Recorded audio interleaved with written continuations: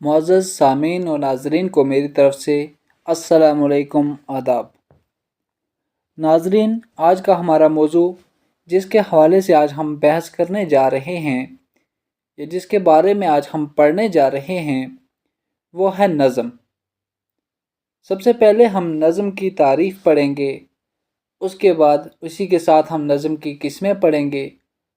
اور اس کے بارے میں جانیں گے، سمجھیں گے کہ نظم کیا چیز ہے، کیسے اس کی نشو نما ہوئی، کیسے اس کی ابتدا ہوئی اور کس طرح سے نظموں کی الگ الگ قسمیں تھیں۔ اس کے بارے میں ہم پہلے اس کے متن کو پڑھیں گے اور اچھے سے سمجھیں گے۔ چلیے شروع کرتے ہیں۔ نظم۔ یوں تو ہر کلام میں موضوع کو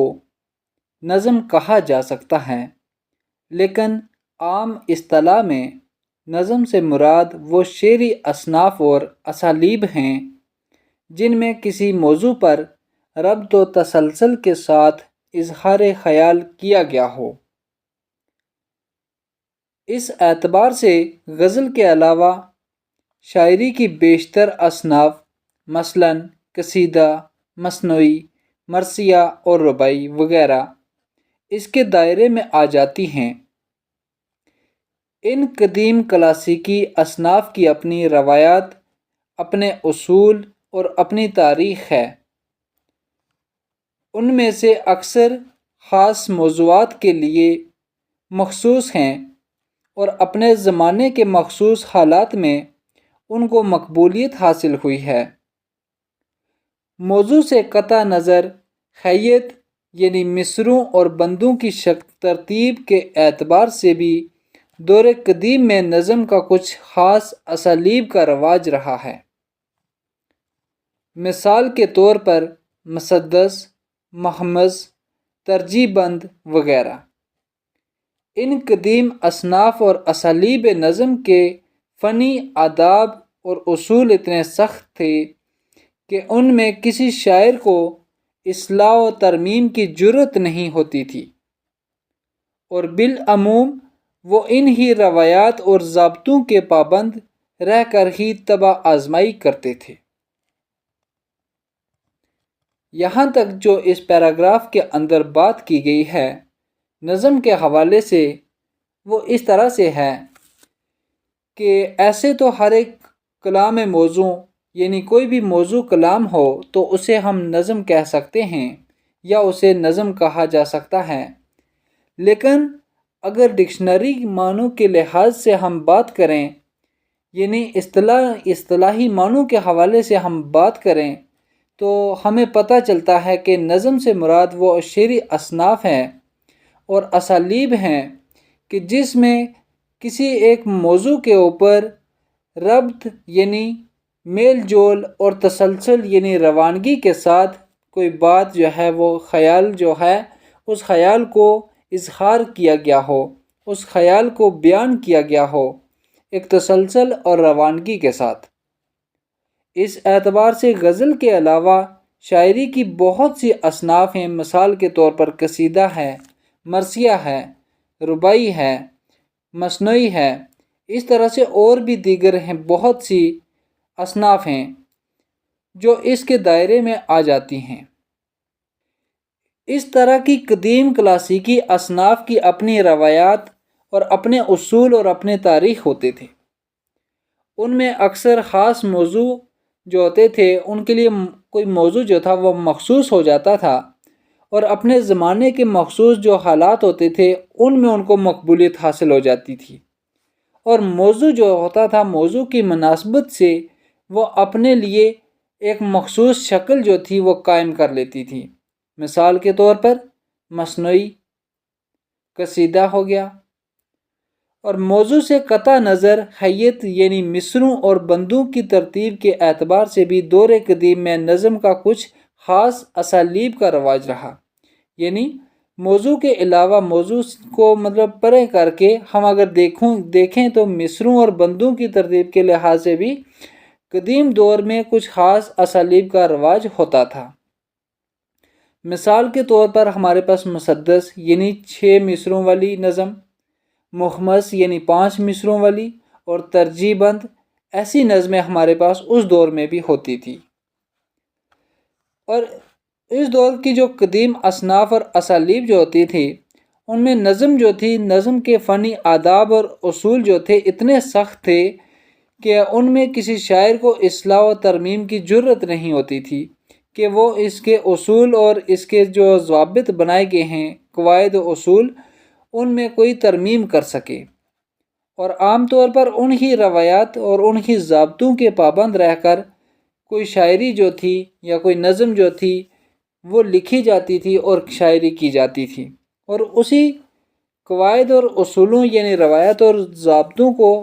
مد نظر رکھتے ہوئے اس پر طبع آزمائی کی جاتی تھی۔ اگلا دوسرا پیراگراف پڑھتے ہیں ہم۔ لیکن جب زندگی اور زمانے نے کروٹ بدلی، ملک میں نئے حالات اور نئے مسائل پیدا ہوئے، سیاسی، سماجی اور تہذیبی میدان میں نئی تبدیلیاں رونما ہوئی اور نئے خیالات عام ہوئے، تو اردو نظم کے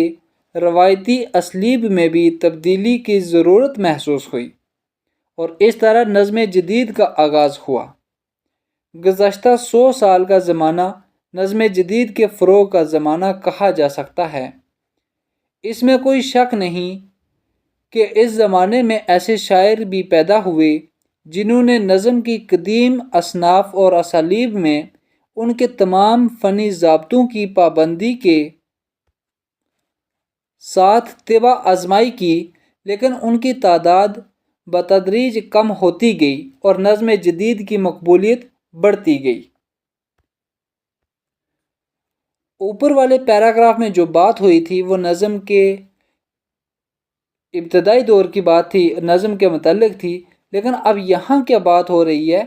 کہ جب زمانے نے کروٹ بدلی، یعنی زمانہ بدلا، لوگوں کی جو سوچ تھی، جو فکر تھی وہ بدلی، اور نئے نئے حالات جو تھے وہ رونما ہوئے اور نئے طرح کے مسائل جو تھے وہ پیدا ہوئے، یعنی سیاسی، سماجی اور تہذیبی میدان میں جب نئی نئی تبدیلیاں آنی شروع ہو گئی، تو اس وقت جو خیالات تھے وہ بھی نئے نئے خیالات آنے شروع ہوئے اور وہ خیالات عام ہو گئے۔ تو اس دور میں جو روایتی نظمیں تھیں ان کی وہ لکھنا بند ہو گئی، اور اس کی جگہ پر اب تبدیلی کی ضرورت محسوس ہوئی کہ پرانی نظموں سے اب کوئی بھی فائدہ نہیں ہونے والا، بلکہ اب نئے دور کی نئی نظمیں ہونی چاہیے۔ تو اس وقت ایسی موڑ پر آ کر نظم جدید کا آغاز ہوا، یعنی گزرے ہوئے 100 سال کا جو زمانہ ہے، تب سے لے کر آج تک نظم جدید کو فروغ دینے کا زمانہ کہا جا سکتا ہے۔ یعنی پچھلے 100 سال سے لے کر آج تک نظم جدید کو فروغ دیا جا رہا ہے،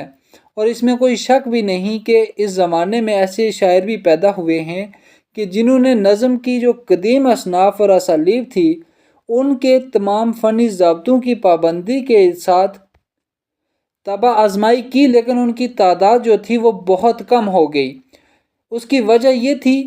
کہ نظم جدید جو تھی اس کی مقبولیت روز بروز دن بدن وہ بڑھتی جا رہی تھی۔ اگلا پیراگراف ہے۔ موضوع یا نفس خیال کے اعتبار سے نظم جدید وہ نظم کہی جائے گی جس میں شاعر نے شاعری کی قدیم اصناف کے بندے ٹکے ضابطوں کا پابند نہ رہ کر کسی مسلمہ اور مانوس یا نئی اور اچھوتی حیت میں اپنے تجربات اور خیالات کو ربط و تسلسل کے ساتھ پیش کیا ہو۔ اب یہاں پر موضوع کے لحاظ سے اور نفس خیال کے اعتبار سے، یعنی نظم کا موضوع کیا ہے اور کون سا انسان کا خیال ہے، جس کے اعتبار سے وہ جو نظم لکھی جا رہی ہے وہ نئی نظم یعنی جدید دور کی نظم کہی جائے گی، جس میں شاعر نے شاعری کی قدیم اصناف کی جو بندے ٹکے ضابطے تھے، اصول تھے، جو قاعدے تھے، جو قوانین تھے، ان کو چھوڑ کر ان کا پابند نہ رہ کر کسی مسلمہ اور مانوس یا نئی اور اچھوتی حیت، یعنی کوئی نئی طرز کی جو حیت تھی، جو اس کی شکل تھی، اور اپنے تجربات اور خیالات کو کسی ایک نئے تال میل کے ساتھ، ایک روانگی کے ساتھ وہ پیش کیا گیا ہو، اور جس کے اندر ایک نئی لے ہو، جسے جدید نظم کا کوئی نہ کوئی ایسا عنصر پایا گیا ہو تاکہ وہ قدیم نظم سے جدید نظم کے درمیان کوئی نہ کوئی فرق نمایاں ہو۔ اس طرح نظم جدید کو فنی ساخت کے اعتبار سے 3 حصوں میں تقسیم کیا جا سکتا ہے۔ ایسی نظمیں جو نفس موضوع کے تعمیری شعور کے اعتبار سے جدید ہیں، لیکن حیت کے اعتبار سے جن میں کسی روایتی صنف یا اسلوب نظم مثلا مصنوعی، مسدس، محمس یا قطع وغیرہ کی تقلید کی گئی ہو۔ یہاں پر لفظ ہے تقلید کہتے ہیں پیروی، کسی کی نقل کرنا۔ تو اس طرح کی جو نظم جدید جو تھی اس کو فنی ساخت کے اعتبار سے 3 حصوں میں تقسیم کیا گیا۔ نظم جدید جو تھی اس کو 3 حصوں میں تقسیم کیا گیا۔ ایک ان میں ایسا تھا کہ ایسی نظمیں جو نفس موضوع یعنی جس کا موضوع جو تھا تعمیری شعور، یعنی اپنے معاشرے کو، اپنے سماج کو ایک مطلب تعمیری روح نہ اگر وہ دے رہی ہو تو اس کا فائدہ نہیں ہے، اور تعمیری شعور کے اعتبار سے جدید ہیں، لیکن حیت کے اعتبار سے یعنی ان کی جو شکل ہے وہ شکل جو ہے ان کا ایک ڈھانچہ جو ہے جس میں کسی روایتی صنف یعنی جیسے پرانی جو صنف تھی، جیسے مصنوعی ہمارے پاس چلتی آ رہی ہے، مسدس ہے، محمس ہے وغیرہ کی پیروی کی گئی ہو۔ اب دوسری کیا تھی؟ ایسی نظمیں جن میں مصروں، بندوں اور قوافی کی ترتیب کا ایک نیا اور اچھوتا التزام ہو، یعنی حیت کے اعتبار سے جو کلاسیکی اسالیب نظم سے مختلف ہوں، لیکن جن میں اوزان اور قوافی کے مرجع اصولوں کی پابندی کی گئی ہو۔ مصروں کہتے ہیں شعر کا آدھا پلڑا، بندوں کہتے ہیں 3 مصرے کو، 5 مصرے کو، جب 3 شعر ہوں گے تو ایک بند کہہ سکتے ہیں، قوافی کہتے ہیں قافیے کو۔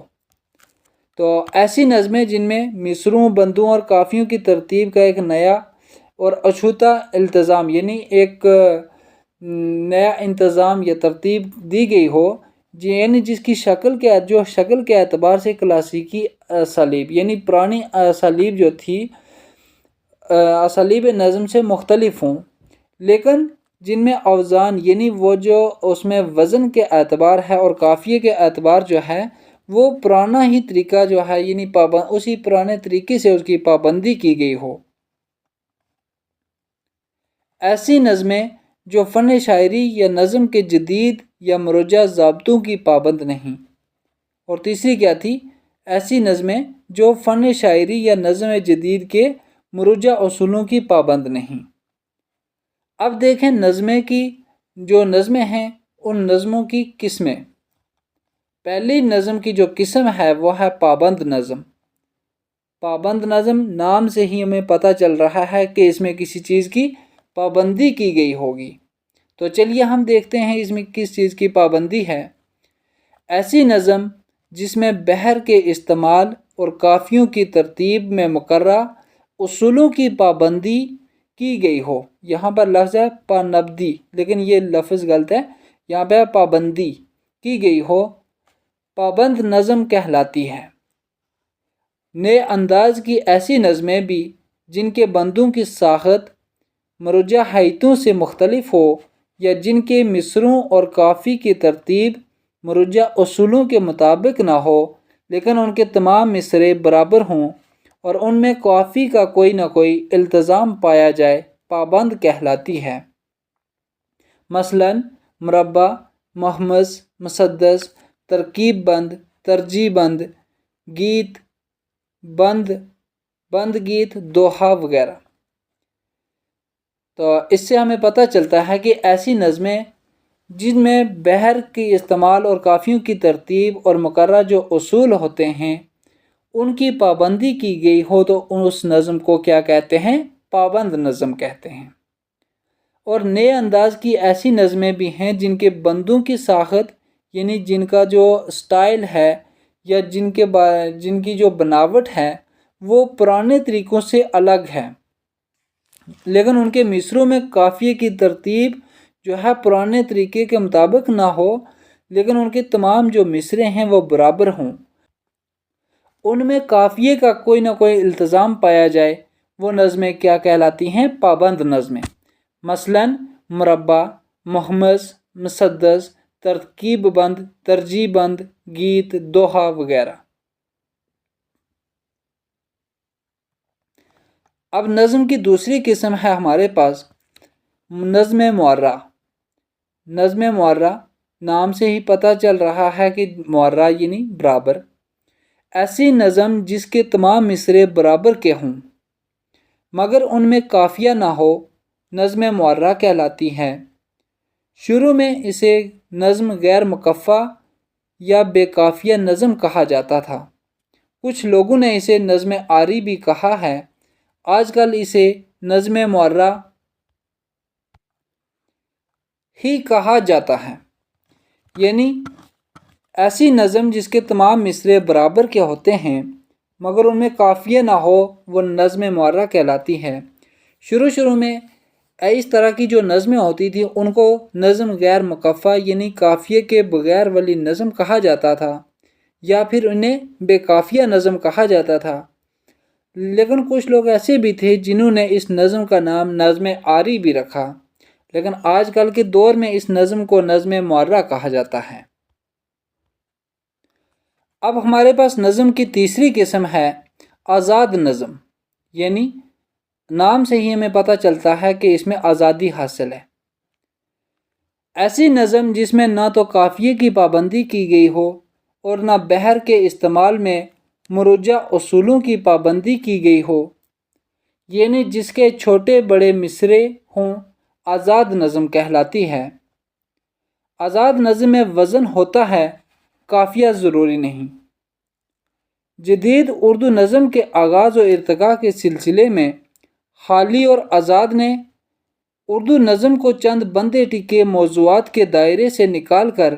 ہر طرح کے خیالات اور تجربات کے اظہار کا ذریعہ بنایا، لیکن جہاں تک حیت یا نظم کی ظاہری ساخت کا تعلق ہے، انہوں نے نئے تجربے نہیں کیے بلکہ مروجہ اور مسلمہ حیتوں کو ہی اظہار خیال کا وسیلہ بنایا۔ پہلی چیز اس نظم کے بارے میں یہ ہے کہ ایسی آزاد نظم اس نظم کو کہا جاتا ہے جس میں نہ تو قافیے کی پابندی ہوتی ہے، نہ ردیف کی، نہ بحر کی، نہ مروجہ یعنی پہلے سے رائج کردہ اصولوں کی پابندی۔ آپ اس کے لیے کوئی بھی بحر پکڑ سکتے ہو، کسی طرح سے بھی لکھ سکتے ہو، ایسی نظم کو کیا کہتے ہیں؟ آزاد نظم۔ اس نظم میں وزن بھی نہیں ہوتا، اور کبھی کبھار جو وزن ہوتا ہے اگر وزن پہ کہی جا رہی ہے تو اس کے لیے قافیے کی کوئی ضرورت نہیں ہوتی۔ تو جب جدید اردو نظم کا آغاز و ارتقاء کا سلسلہ ہوا تو اس وقت آزاد اور خالی نے اردو نظم کو جو چند بند ٹیکے جو موضوعات تھے ان موضوعات کے دائروں سے نکال کر نئے طرح کے خیالات اور تجربات کے اظہار کا ذریعہ تو بنایا، لیکن جہاں تک حیت کی بات ہے، جہاں تک نظم کی ظاہری ساخت کا تعلق ہے، اس سلسلے میں انہوں نے نئے تجربے نہیں کیے بلکہ جو پرانے تھے رائج کردہ مسلمہ حیتیں جو تھی انہی کو انہوں نے اظہار خیال کا وسیلہ بنایا تھا۔ 19ویں صدی کے اواخر اور 20ویں صدی کے آغاز میں شرر کے رسالہ دلگداز اور سر عبدالقادر کے رسالہ مخزن نے جدید نظم کو فروغ دینے میں نمایاں حصہ لیا۔ اب دیکھیں کہ 19ویں صدی کے آخر اور 20ویں صدی کے آغاز میں کیا ہوا کہ عبدالحلیم شرر جو تھے وہ اپنا رسالہ دلگداز نکالتے تھے اور ڈاکٹر سر عبدالقادر جو تھے وہ اپنا رسالہ مخزن نکالتے تھے۔ ان دونوں نے جو رسالے نکالے، ان رسالوں کے اندر انہوں نے نظم جدید کو فروغ دینے میں بہت اہم کام کیا، اور یہی وہ زمانہ ہے جب اردو نظم میں حیت کے نئے تجربے کیے گئے، مصروں کی نئی ترتیب، بندوں کی نئی تقسیم اور قافیہ ردیف کا نیا التزام سامنے آیا۔ اس دور میں شرر نے معرہ اور نظم آزاد کے تجربے بھی کیے۔ مخزن کے ممتاز نظم گو شعراء میں نظم طباطبائی، اقبال، خوشی محمد ناظر، سرور جہاں آبادی، ظفر علی خاں، تلوک چند محروم کے نام قابل ذکر ہیں۔ اب یہی وہ زمانہ تھا جب یہ رسالے نکل رہے تھے 19ویں صدی کے آخر اور 20ویں صدی کے آغاز کے دور میں، جب رسالہ دلگداز اور محضر نکل رہے تھے، جن کی بدولت اردو نظم کو فروغ حاصل ہوا، اور یہی وہ زمانہ تھا جب اردو نظم میں نئے نئے تجربے کیے گئے، اور نظم جو تھی اس میں نئی ترتیب جو تھی، بندوں کی نئی تقسیم، قافیہ ردیف کا نیا التزام جو تھا، یہ ہمیں دیکھنے کو نیا ملا۔ اور اس دور میں شرر نے اور اب دوسرے آزاد نے کیا کیا کہ نئے نئے تجربے جو تھے وہ کرنے شروع کیے۔ عبدالحلیم شرر اور ڈاکٹر سر عبدالقادر نے کیا کیا، آزاد نظم اور معرہ نظم میں نئے نئے تجربے کیے۔ اور اس دور میں جو مخزن کے ممتاز نظم گو شعراء تھے، جن میں نظم طباطئی ایک شاعر تھے، علامہ اقبال تھے، خوشی محمد ناظر تھے، سرور جہاں آبادی تھے، ظفر علی خان تھے، تلوک چند محروم جو تھے، یہ وہ نام ہیں جو سر فہرست ہیں جنہوں نے آزاد اور معرہ نظم کو بلندی بخشی۔ اقبال نے مواد، موضوع اور فن کے اعتبار سے اردو نظم کے دامن کو نئی وسعتوں سے آشنا کیا۔ اس صدی کی تیسری دہائی کے بعد،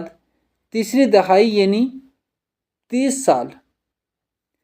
تیسری دہائی کے بعد شاعروں کی نئی پود سامنے آئی، نئی پود یعنی نئی نسل سامنے آئی۔ ان میں جوش، سیماب، حفیظ، احسان دانش، عبد الرحمن بجنوری، عظمت اللہ خان، اختر شیرانی خاص طور پر قابل ذکر ہیں۔ جوش، سیماب، حفیظ نے جہاں مروجہ شعری روایات کو ہی آگے بڑھایا، وہاں بجنوری، عظمت، اختر شیرانی نے مغربی فکر و فن سے متاثر ہو کر نظم کو جدید احساس سے روشناس کیا۔ اب کیا کہ جس طرح ہم دیکھتے ہیں کہ ایک طرف کیا ہوا، مخزن کے جو ممتاز نظم کو شعراء تھے انہوں نے کیا کیا، اس نظم کو فروغ دیا، وہیں دوسری طرف علامہ اقبال نے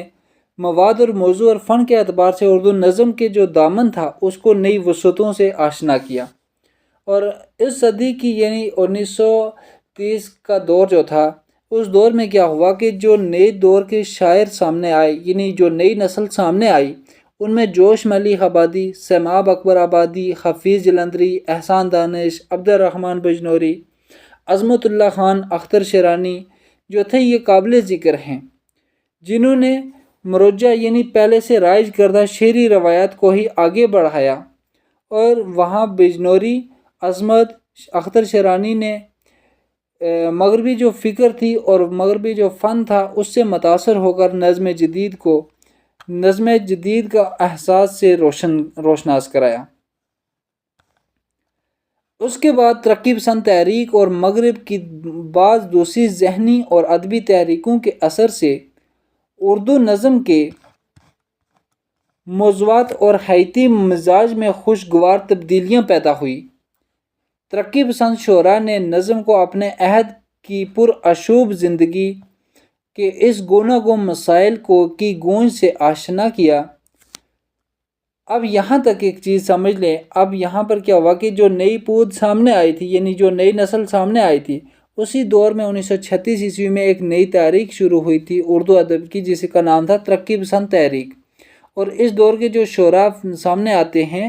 ان شعراء کو ترقی پسند شعراء کہتے ہیں،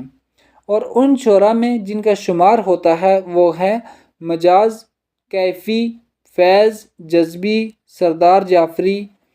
مخدوم اور ساحر لدھیانوی۔ انہوں نے اپنے عہد کی سیاسی اور سماجی زندگی کی ہنگامہ آرائیوں اور ان سے پیدا ہونے والی ذہنی اور جذباتی فضا کو اپنا موضوع بنایا، اور اس طرح نظم کو معنی و خیال کے نئے افق دکھائے۔ اب یہاں پر جو چیز ہے کہ یہ جو شاعر تھے، ترقی پسند شعراء تھے، انہوں نے اس دور کے جو سیاسی حالات تھے، سماجی حالات تھے، اور جو ہنگامے ہو رہے تھے، جو لڑائیاں ہو رہی تھی، ان سے متاثر ہو کر جو ان پر اثرات ہو رہے تھے، جن چیزوں سے وہ متاثر ہو رہے تھے، ان چیزوں کو انہوں نے موضوع بنایا اور نظم کے اندر اسے پرونے کی کوشش کی اور اس نظم کو بلندی تک پہنچایا۔ تقسیم ملک کے بعد بر صغیر کی زندگی نئے تغیرات سے دوچار ہوئی۔ یعنی جب 1947 میں ہندوستان جو تھا وہ تقسیم ہوا، یعنی یہاں پر بٹوارہ ہوا، یہاں دو الگ الگ ملک بنے، ہندوستان اور پاکستان۔ اس سے پہلے بر صغیر ایک تھا جس میں افغانستان، ہندوستان، پاکستان کے جو ملک ہیں یہ ایک تھے۔ تو جب یہاں پر یہ تقسیم کا ماجرا سامنے آیا تو یہاں پر بہت سی تبدیلیاں جو تھی وہ دیکھنے کو ملی۔ اس سے نئے حقائق اور نئے مسائل سامنے آئے، نوجوانوں میں شعور و احساس کی نئی لہر پیدا ہوئی۔ اس کا اثر شعر و ادب کی دوسری اصناف کے ساتھ نظم پر بھی پڑا۔ اسی بنا پر ان نوجوان شعراء نے ماضی کے بعض رجحانات اور روایات سے انحراف کیا۔ انحراف یعنی اس سے اپنا تعلق جو تھا وہ توڑا، اپنے آپ کو دور کیا، اور نظم کی صنف میں ہر لحاظ سے نت نئے تجربات کیے۔ اب کیا ہوا کہ جب ملک جو تھا یہ تقسیم ہو گیا تو اس کے بعد یہاں پر نئے نئے طرح کے مسائل اور نئی نئی باتیں جو تھی وہ سامنے آنی شروع ہو گئی۔ تو اس وقت جو نوجوان شعراء تھے، جو لوگ تھے، ان کے اندر شعور تھا، احساس تھا۔ یہ احساس جب پیدا ہو گیا تو اس کا اثر انہوں نے شعر و ادب کی دوسری اصناف کے ساتھ نظم پر بھی ڈالا، اور شعر و ادب کے ساتھ نظم پر بھی جب پڑھا تو ان نوجوان شعراء نے ماضی کے جو رجحانات تھے اور روایات سے اس سے انہوں نے اپنا تعلق جو تھا وہ توڑ دیا، اور نظم کی صنف میں انہوں نے نئے نئے تجربات کرنے شروع کر دیے۔ اسی کے ساتھ ہمارا آج کا یہ ٹاپک جو ہے، یہ جو موضوع جس کے حوالے سے ہم بات کر رہے تھے وہ مکمل ہوتا ہے۔ تو جہاں سے کسی کو اگر کچھ پوچھنا ہے تو وہ کمنٹ میں پوچھ سکتا ہے۔ اللہ حافظ۔